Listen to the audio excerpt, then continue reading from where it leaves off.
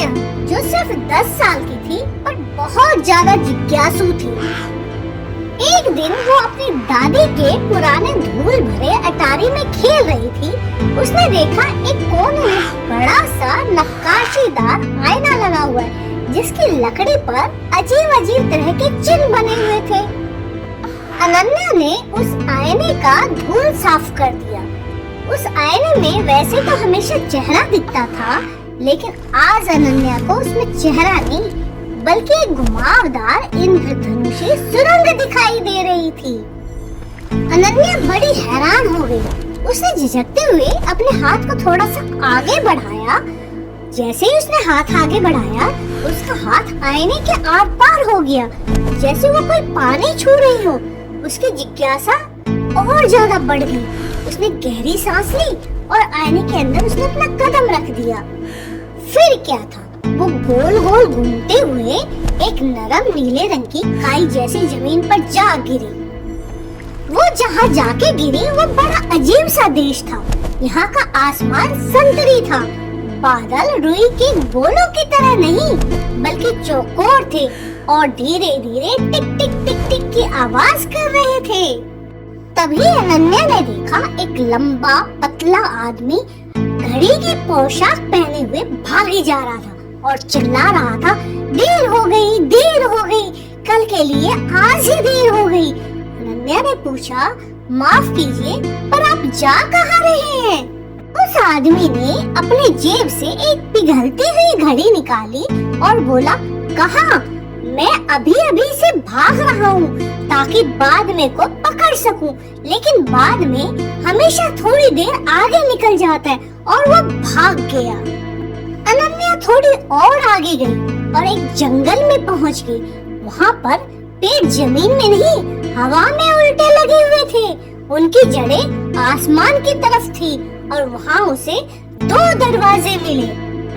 एक दरवाजे पर लिखा हुआ था, वहाँ से जाओ, और दूसरे दरवाजे पे लिखा था, वहाँ से मत जाओ। अनन्या ने एक एक करके दोनों दरवाजे खोले, पर वो जहाँ खड़ी थी हर बार खुद को वहीं पाती। तभी अचानक अनन्या के सामने एक पहेलीबाज तोता उड़ता हुआ आया, जिसके पंख किताब के पन्नों से बने हुए थे। तोते ने कहा, यहाँ यहाँ ही वहाँ है और वहाँ ही यहाँ है। अगर तुम्हें आगे जाना है तो तुम्हें पीछे चलना होगा। अनन्या ने उल्टा चलना शुरू किया और अचानक जंगल पार हो गया। अब अनन्या एक ऐसे महल में पहुँच गई थी जो चाय के कपों से बना हुआ था।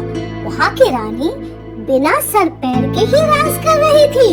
रानी जोर जोर से चिल्ला रही थी, चाय का वक्त है, लेकिन नियम यह है कि कोई भी कप को हाथ नहीं लगाएगा। चाय सबको पीनी है मगर बिना पिए। सारे दरबारी खाली कपों को सूंघ रहे थे और आह क्या स्वाद है, क्या स्वाद है कर रहे थे। रानी ने अचानक अनन्या को देखा तो बोली, लड़की आज कौन सा दिन है? अनन्या ने कहा, जी आज मंगलवार है।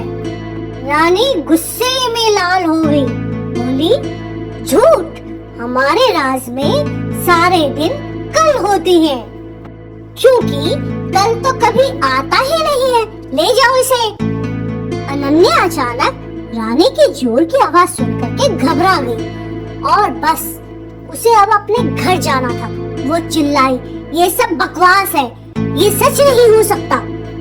अनन्या अचानक रानी की जोर की आवाज सुनकर के घबरा गई और बस उसे अब अपने घर जाना था।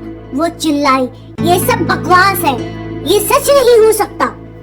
जैसे ही उसने ये कहा, सब कुछ कांपने लगा।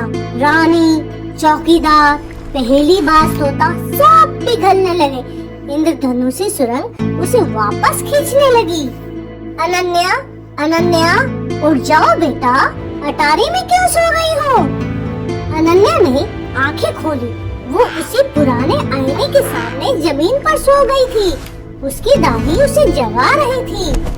दादी, मैं अजीब से देश में गई थी। दादी मुस्कुराई, अरे बेटा, वो तो मेरे परदादा की कहानी वाला आईना है। कहते हैं वह सपने को पकड़ लेता है। अनन्या ने आईने में देखा।